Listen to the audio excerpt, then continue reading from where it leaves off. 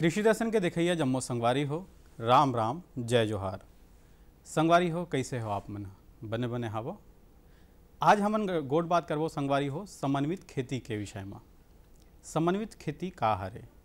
सबले पहले तो हम समन्वित के तात्पर्य ल समझसन संगवारी हो कि एक ही जगह में अगर हम 3-4 प्रकार के फसल ल लेवत हन, जेमा मछली पालन घलोक है, पशुपालन घलोक है, फल फुलवारी घलोक हवय, साग भाजी घलोक हवय और एकर अवशेष एक दूसर में काम आवत है, तब ये होते समन्वित खेती। तो संगवारी हो, आज हमन गोट बात करबो, चर्चा करबो समन्वित खेती कैसन ढंग के करन यही विषय में। लेकिन ओकर से पहली आप मन बर हवय कुछ खास।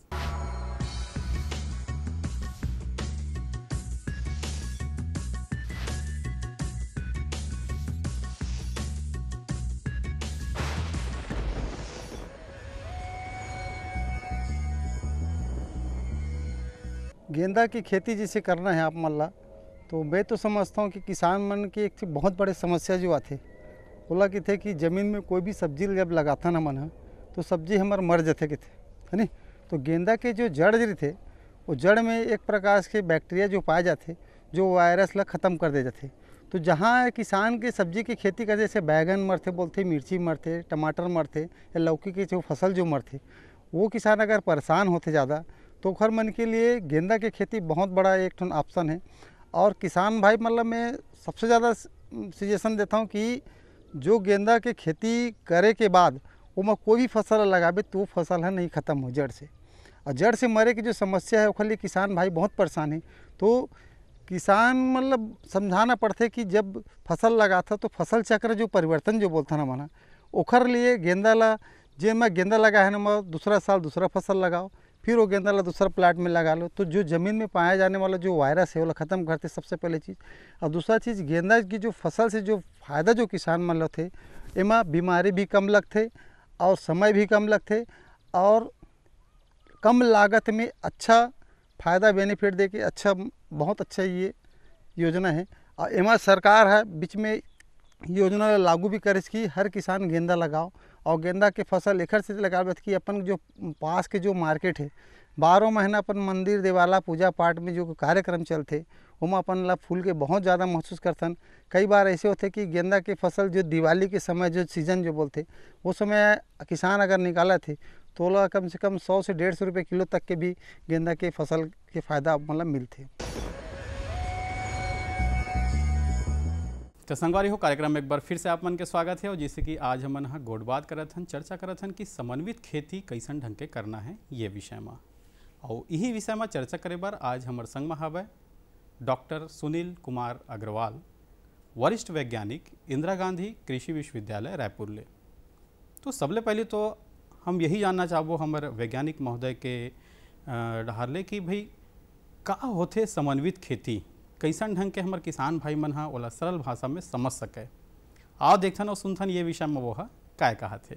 खेती में हम लोग सिर्फ कृषि पे ही निर्भर है, लेकिन कृषि से संबंधित अन्य व्यवसाय जैसे दुग्ध पालन, बकरी पालन, मुर्गी पालन, मछली पालन इत्यादि भी आते हैं। इनका जब हम कृषि के साथ समावेश करते हैं तब ये हमारी खेती समन्वित खेती कहलाती है। सामान्य भाषा में अगर बात करें हम तो एक या एक से अधिक कृषि व कृषि संबंधित व्यवसायों का समावेश करना ही समन्वित खेती है। समन्वित खेती का जो सबसे बड़ा फ़ायदा है वो ये है कि ये कृषक को आत्मनिर्भर बनाता है। आजकल हम लोग जैविक खेती की बहुत बात करते हैं, लेकिन मैं आपको कहूँगा कि जैविक खेती आप कभी भी बाज़ार से जैव पदार्थ खरीद के आप नहीं कर सकते हैं। आप बाहर से गोबर की खाद या आप बोलेंगे केचुआ की खाद खरीद के अगर हम जैविक खेती करें तो वो संभव नहीं है। तो इसी के लिए अगर आप जैविक खेती भी करना चाहते हैं तो जैविक खेती के लिए जो द्वार खुलता है वो समन्वित खेती से ही खुलता है। तो इसी के लिए अगर आप जैविक खेती में भी जाना चाहते हैं तो आपके लिए आवश्यक है कि आप समन्वित खेती करें। तभी संगवारी हो, आप मन सुने देखियो कि समन्वित खेती का हरे और बोला कैसन ढंग के आप मन कर सकत हवो। फिर समन्वित खेती के का प्रकार होना चाहिए, कैसन कैसन प्रकार के उमा समन्वित खेती के समावेश करे जाए कि जिन किसान भाई है वो मन हमेशा आमदनी वो मन ला आवत रहे। तो का प्रकार हो सकते समन्वित खेती के, आओ देखथन ये विषय में काय कहा थे डॉक्टर साहब। दूसरी बात आती है कि समन्वित खेती के लिए हमको कितनी ज़मीन की आवश्यकता होगी। तो मैं आप लोग को बताना चाहूँगा कि किसी भी प्रकार की ज़मीन की या कितना एकड़ या कितना हेक्टेयर ज़मीन की हो, ऐसा कोई बंदिश नहीं है इसमें। आपके पास अगर 1 एकड़ की ज़मीन है तो भी उसमें आप समन्वित खेती कर सकते हैं। अगर आपके पास 1 हेक्टेयर की ज़मीन है तो भी आप उसमें समन्वित खेती कर सकते हैं, और इससे ज़्यादा भी हैं तो आप कर सकते हैं। तो आप इस तरह ना सोचें कि किसी भी प्रकार की इसमें बंदिश है, क्योंकि अगर हमारे पास 1 एकड़ की खेती है तो हम जानवर कम पाल लेंगे, हम कुछ दूसरे और कंपोनेंट्स होते हैं उन पे ध्यान दे सकते हैं। ज़रूरी नहीं है दुग्ध पालन पे जाएं, हो सकता है कि हम मुर्गी पालन कर लें। तो इस प्रकार से आपको ज़मीन के किसी भी प्रकार की बंदिश नहीं। आप किचन गार्डन भी कर सकते हैं अपने बाड़ियों में। तो ये तो बात हो गई समन्वित खेती क्या होती है, लेकिन इसके क्या फ़ायदे हैं। समन्वित खेती का सबसे बड़ा फ़ायदा ये है कि इसमें जो किसान होता है उसको साल भर रोज़गार प्राप्त होता है, और साथ ही साथ उसको साल भर किसी न किसी प्रकार से आय की प्राप्ति होती है। क्योंकि अगर आप कोई एक फ़सल लेते हैं तो उसमें ऐसा होता है कि एक फ़सल जब पकेगी, कटेगी, फिर वो बाज़ार में जाएगी, उसका मूल्य उसको 4 महीने बाद या 5 महीने बाद मिलेगा। लेकिन समन्वित खेती में हम सब्जी भी लगा रहे हैं, उद्यानिकी भी कर रहे हैं, आप दलहनी फसलें भी लगा रहे हैं, तिलहनी फसलें भी लगा रहे हैं, अनाज की फसलें भी लगा रहे हैं, साथ ही साथ आप गाय भी पाल रहे हैं तो उससे दूध भी बेचना है आपको, मछली पालन भी कर रहे हैं, मशरूम पालन भी कर रहे हैं। तो ये कहीं ना कहीं आपको रोज़ कुछ ना कुछ, हमारे जो किसान भाइयों के रोज़मर्रा के खर्चे हैं उसके लिए कुछ ना कुछ उनके हाथ में पैसा आता रहेगा। दूसरी बात, जब समन्वित खेती हम करते हैं तो हम देखेंगे हमारा जो फ़ायदा है, लाभ है, वो काफ़ी बढ़ जाता है। वो काफ़ी कैसे बढ़ता है? एक तो हमारे इसमें खर्चा कम होता है, क्योंकि जैसे अगर हम एक बात करें कि अगर हम गौ पालन कर रहे हैं, दुग्ध पालन कर रहे हैं, तो हमको जो प्राप्त होता है गोबर, उससे हम बायोगैस भी ले सकते हैं, और उसी गोबर और हमारे खेत के कचरों से हम उससे डिफरेंट प्रकार के कंपोस्ट और गोबर की खादें बना के हमारे खेत में डाल सकते हैं। तो इस प्रकार हमारा उर्वरक का जो खर्चा है, उर्वरक का, वो हमारा कम हो जाता है। तो भाई संगवारी हो, आप मन सुने देखियो कि कैसन कैसन प्रकार से आप मन हा समन्वित खेती ला कर सकत हव, ओकर का प्रारूप होना चाहिए, यहू ला आप मन ला हमारे डॉक्टर साहब बताई से। अब समन्वित खेती में पशुपालन के का महत्व बन सकत है और वो कितना सफलतापूर्वक करे जा सकते, यहू गोड़ बात ला बतावत है हमारे डॉक्टर साहब है। आओ देखो और सुनाओ वो हा काय कहा थे। मुख्य कंपोनेंट आता है, वो आता है गौ पालन या दुग्ध व्यवसाय के लिए। गौ पालन हम लोग करते हैं, हमारे यहाँ बहुत सी प्रचलित अच्छी किस्में हैं। हमको ध्यान रखना है कि अच्छी जो किस्में हैं उनका हम पालन करें। तो जैसे गिर है, साहीवाल है, या HF है, जर्सी है, इनका हम पालन कर सकते हैं। इनकी दुग्ध क्षमता अच्छी है, और हमको ध्यान ये रखना है कि इनको रेगुलरली इनसे हमको दुग्ध प्राप्त होता रहे। और गौ पालन में हमको कोई परेशानी नहीं होती है, लेकिन गौ पालन से हमको सिर्फ दुग्ध ही नहीं, बहुत सारी चीज़ें मिलती हैं। जो जैसे कि गोबर की बात करें हम, तो गोबर मिलता है, और गोबर करीब करीब हम लोगों ने साहीवाल और गिर पाले हुए हैं, तो करीब करीब हम लोग देखते हैं कि एक दिन में हमको ऑन एन एवरेज करीब 10 से 15 किलो गोबर की प्राप्ति हो जाती है एक गाय से। और वैसे अगर हम गौमूत्र की बात करें तो गौमूत्र हमको 15 से 20 लीटर प्रति गाय से प्राप्त हो जाता है। और ये जो गौमूत्र है और गोबर है, इसका हम अपने खेतों में उपयोग कर सकते हैं। खासकर जो जैविक करना चाहते हैं, तो जैविक के लिए हमको उर्वरकों का उपयोग नहीं कर सकते हैं, तो इसी के लिए गोबर की खाद का, या तो हम गोबर से केचुआ खाद बनाएं या कंपोस्ट बनाएं, ताकि उनकी जो क्वालिटी है वो अच्छी हो जाए। और साथ में जो गौमूत्र हमको प्राप्त होता है, ये गौमूत्र आप मान के चलिए, आप के लिए जैसे हम बाज़ार से टॉनिक खरीदते हैं, ये आपके लिए एक टॉनिक है। और इस गौमूत्र का आप पानी के साथ मिक्स करके आप जब भी चाहें, आपकी फ़सल को लगे कि कमज़ोरी थोड़ी सी भी दिखाई दे रही है, आप इसको स्प्रे कर लीजिए। इसका बहुत फ़ायदा है, आपको कभी भी आपके उत्पादन में कमी आने नहीं देगा। तो गौमूत्र का बहुत अच्छा उपयोग है। हम लोग ने तो गौमूत्र का इतना अच्छा उपयोग किया है कि उस पूरे गौमूत्र को एक टंकी में कलेक्ट करते हैं, और उस टंकी से कलेक्ट करने के बाद उसको छान के हम ड्रिप के थ्रू हमारे सारे जो सब्जी हैं और अन्य फसलें हैं उनको ड्रिप के थ्रू देते भी हैं, और उनसे अच्छा उत्पादन प्राप्त कर रहे हैं। तो जिन किसानों भाइयों के पास अगर ड्रिप की सुविधा है तो वो ड्रिप में इस तरीके से गौमूत्र का उपयोग कर सकते हैं, और जो इन कृषकों के पास ड्रिप की सुविधा नहीं है तो वो उसका पड़नी छिड़काव या फोलियर स्प्रे नैपसेक स्प्रेयर में डाल के कर सकते हैं। तभी संगवारी हो संदेश के बेरा हो गए है। आप मन देखो ये संदेश ला कार्यक्रम में एक बार फिर से आप मन के स्वागत करबो संदेश के बाद। हर जोखिम से निकल कर फसल आए, सुरक्षित हो जाए।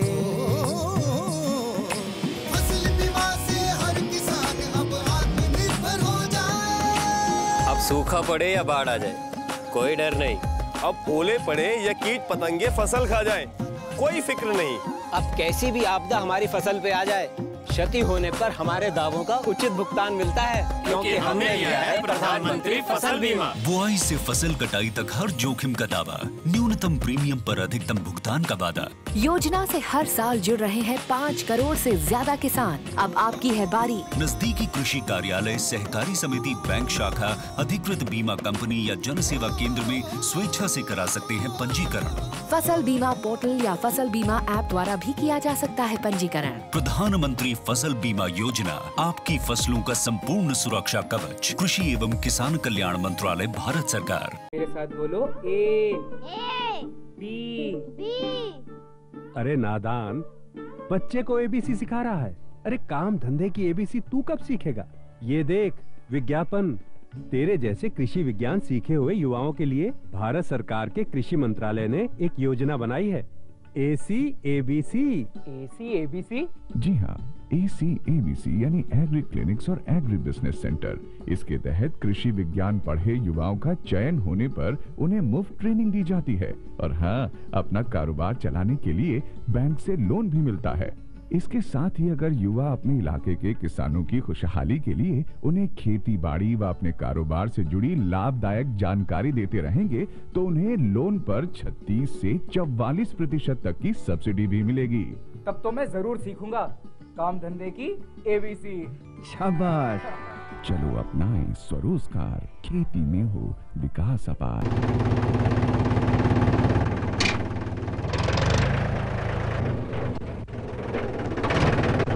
अरे हरकू वाह, बीज, कीटनाशक और आज खाद भी। अरे इतना खर्चा कहाँ से? अरे खर्च की चिंता किसे है, मेरे पास है ये किसान क्रेडिट कार्ड। कार्ड? अरे बैंकों द्वारा जारी इस कार्ड से किसान उसकी सीमा तक की रकम कभी भी बैंक से निकलवा सकता है और खेती बाड़ी की सामग्री कभी भी खरीद सकता है। तो हरकू भैया एक कार्ड मेरे लिए भी। किसान क्रेडिट कार्ड के लिए नजदीकी बैंक से संपर्क करें और पाएं ढेर सारे लाभ। तो संगवारी हो कार्यक्रम में एक बार फिर से आप मन के स्वागत है, और जैसे कि हमन गोट बात करत हन, चर्चा करत हन समन्वित खेती के विषय में। तब भाई संगवारी हो समन्वित खेती के अंतर्गत जो खेत के मेड़ होते यहू ला हमार किसान भाई मन उपयोग में ला करके बढ़िया से बढ़िया आमदनी कमा सकत है। तब भाई ये मेड़ के का उपयोग होना चाहिए, यही गोड़ बात ला बतावत है हमारे वैज्ञानिक महोदय है।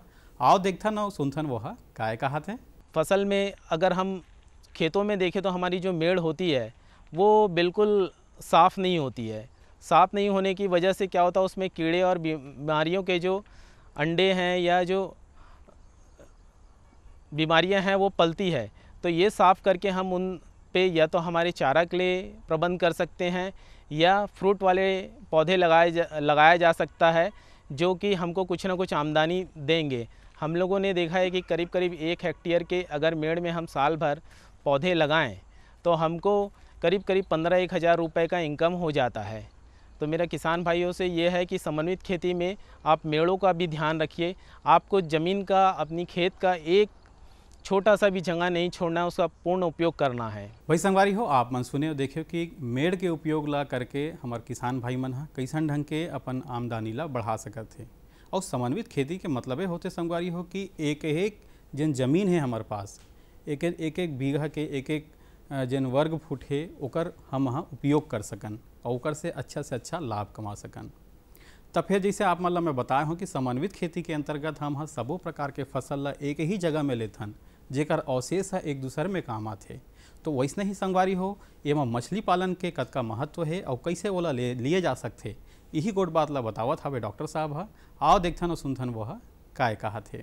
मछली पालन में हम तालाब की व्यवस्था करते हैं। तालाब हमको ऐसी जगह पे बनवाना चाहिए जहाँ पे हमारा पानी आके रुकता हो, तो उस जगह पे हम तालाब खुदवा सकते हैं। 1 हेक्टेयर के एरिया के लिए हम 800 से 900 स्क्वायर मीटर के तालाब की खुदाई कर सकते हैं। इसमें 30 बाई 30 लंबाई 30 चौड़ाई कर सकते हैं और 2.5 से 3 मीटर हम गहराई तक तालाब खुदवा सकते हैं।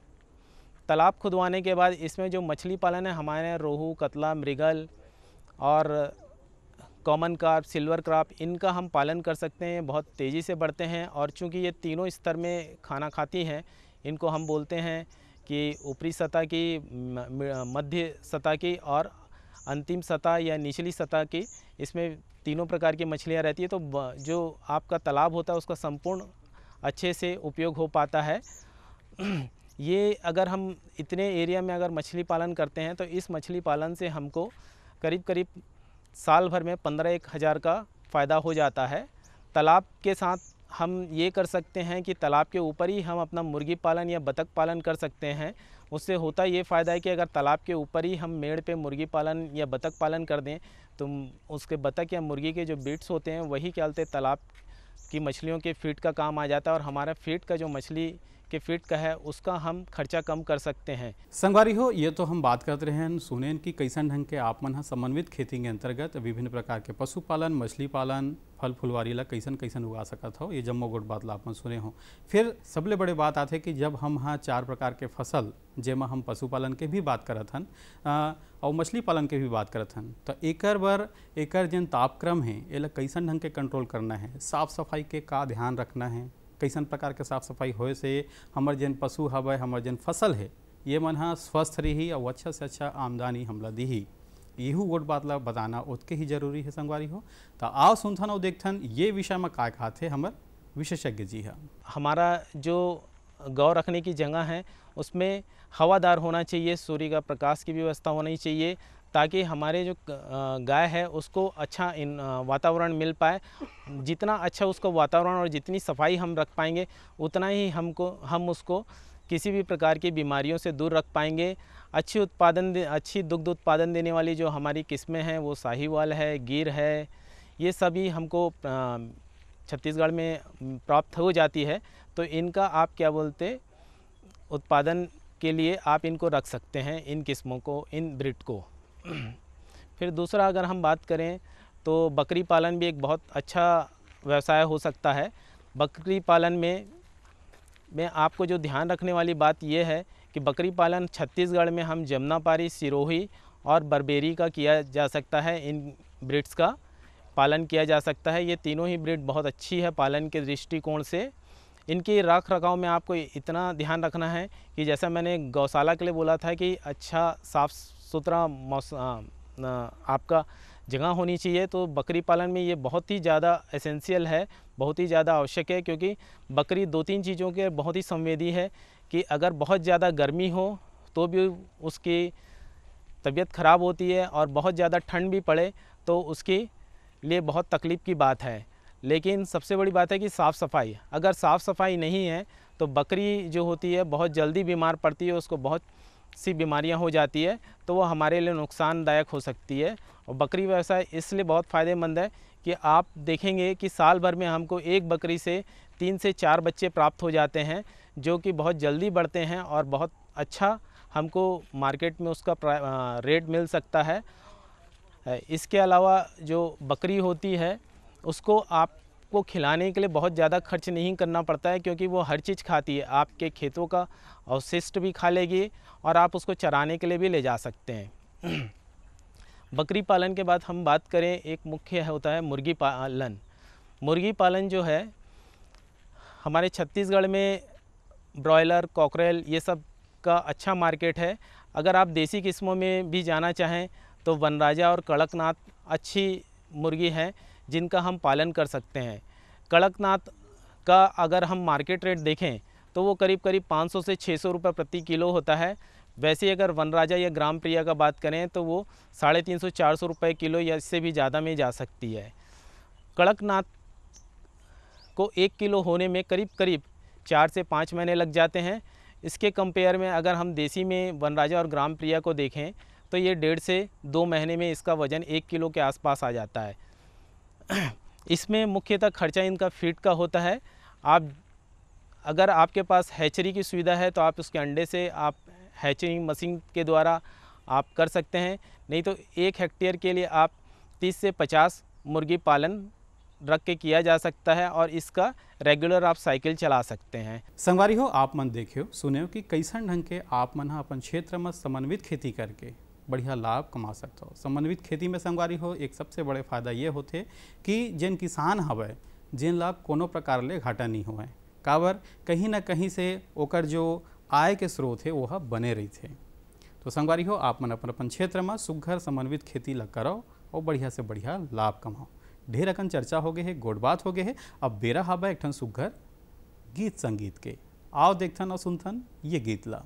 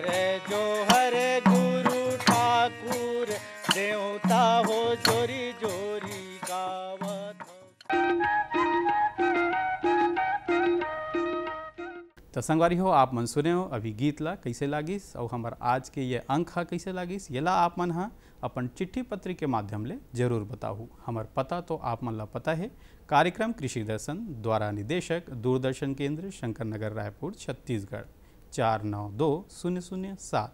संगवारी हो हमार मन के ईमेल पता घलो है, ईमेल पता है program.ddk.raipur@yahoo.com। आप मन हमला पत्र लिखो संगवारी हो, ईमेल कराओ, आप मन के पत्र के ईमेल के दोनों के स्वागत है। अब अगले अंक में आपके मितान हाँ नवा विषय के संग फेरा ही, तब तक बर जय जोहार।